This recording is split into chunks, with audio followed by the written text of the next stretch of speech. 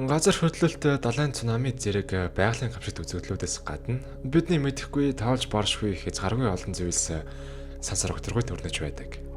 Сансарт чиний орилго чимээг хэн сонсож чадахгүй. Эсвэл чи сансарт өгсөн хүний цогцтой таарвал яах вэ? Хэдийгээр шөнийн тэнгэрт харагдах үзэсгэлэнтэй оддын дунд ямар их аим шиг нүүдэж байдгийг бид мэдэхгүй ч их дэлхий дээр аюулгүй амьдарч байгаа нь үнэхээр л азтай. Өнөөдрийн бичлэгээр магадгүй та нарт хэн ч хэлж өгөөгүй байж мэдэх сансар окторгойн аимшигт баримтуудыг хүргэж байна. Бичлэг эхлэхээс өмнө лайк болон subscribe дараад үзээрэй.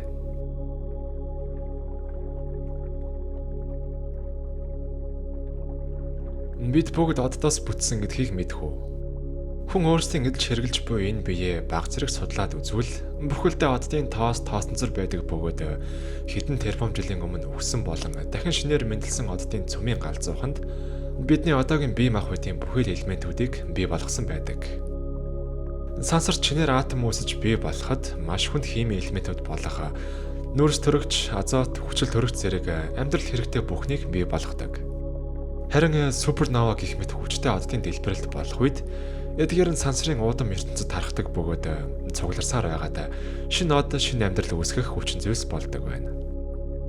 Тиймээс бидний ДНХ-д нүүрс төрөгч, ясанд кальц, цуснд төмөр зэрэг оддын илгээсэн бүхэл химийн элементүүд байдаг. Бидний төсөөлж чадахгүй олон жилийн өмнөх оддын дэлбэрэлт тэдгээрийн бөөмс, атом зэрэг олон хэсгүүд нь урт удаан хугацааны явцад бөөгнөр сөөрөө бидний одоогийн нарны аймаг үүссэн. Харин тэрхүү химийн элементүүдээс анхны эс амьд организм үүснэ нь бид ялцгүй оддын нэг хэсэг буюу од сансар окторгойтой бидний бие ямар нэгэн байдлаар холбоотой байдаг. Бидний мэддэггүй сансрын тухай хачиргалтай баримтуудын нэг бол дууны долгион сансарт тархаж чаддаггүй. Бидний ярих чимээ эсвэл дэлхийн хамгийн алдартай хөгжмийн аясууд дэлхийн гадна сонсогдохгүй гэсэн үг. Дэлхий дээр бол дууны долгион маш хурдтайгаар агаарын молекул болон орчин тойрныхоо зүйлстэй мөргөлдөн ойсон долгионуудыг бидний чих тусаж авах процессор ажилладаг. Харин сансарт агаарч байхгүй, эргэн тойронд дууны долгионтой мөргөлдөх юу ч байхгүй буюу вакуум орчин гэсэн үг.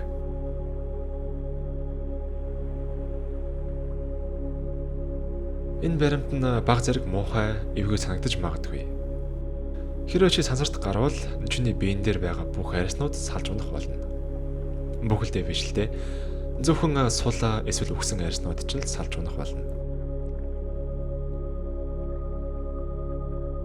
13 тэрбум жилийн өмнөх бидний амьдралын үүсэл болох их тесрэлт нь орчлон ертөнцийг бараг гэрлийн хурднаас ч хурдан тэлж томорч байгаа гэх баталгаа юм. Зүгээрс нэгэн жигд томрох биш, цаг үргэлж хурдан нэгсэж байдаг. Энэ бүхний цаана ертөнцийн 68% эзэлтэйг харанхуй энергитэй холбоотой бөгөөд татах биш түлхэх хүчээр ертөнцийг илүү томруулж, бүр илүү хурдтайгаар томруулж байгаа гэсэн үг. Олон жилийн өмнөөс сансарт нисэх аялал хийгцээр ирсэн. Харин тэр болгонд нохой, муур, сармагчин гээд олон амьтад ниссэн.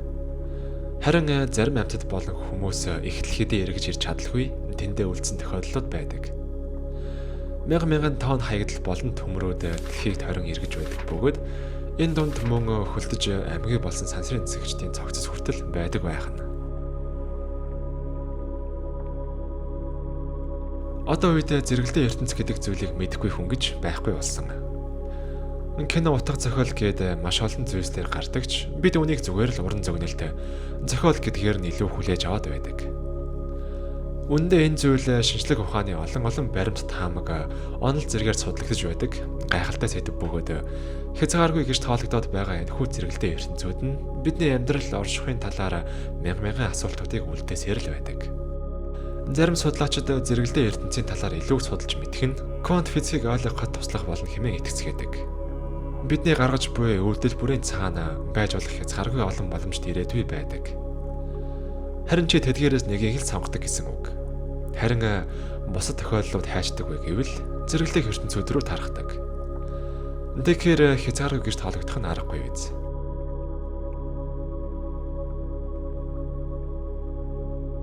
Өмнө хэлсэнчлэн бидний ертөнц хурдтайгаар тэлж байгаа. Харин эндээс асуулт гарч ирнэ. Үрд мөхөд тэлээд л байх хэрэггүй. Хурдтайгаар томсгож байдаг харанхуйн нэрэг дуусчихвал яах вэ? Тэгвэл зогсохгүй тэлсээр л байх юм бол хизээ нэгэн өдөр бидний ертөнц яг л шаар хаагардаг шиг ертөнц сүрнэ гэсэн үг үү? Яхав байж болох л таамагуудын нэг. Тэгэхээр өнөөдрийн бичлэгийн хүрээ дуусч байгаа учраас та бүхэн өөрсдийн мэдэх хэвгүй баримтуудыг ч мөн комент хэсэгт бичиж бусадтайгаа хуваалцаарай. Ингээд бидний амьдарч буй ертөнцид бидний мэдэхгүй зүйлс хэтэрхий их байна. Дараагийн бичлэгээр уулзтлаа. Түр баяртай.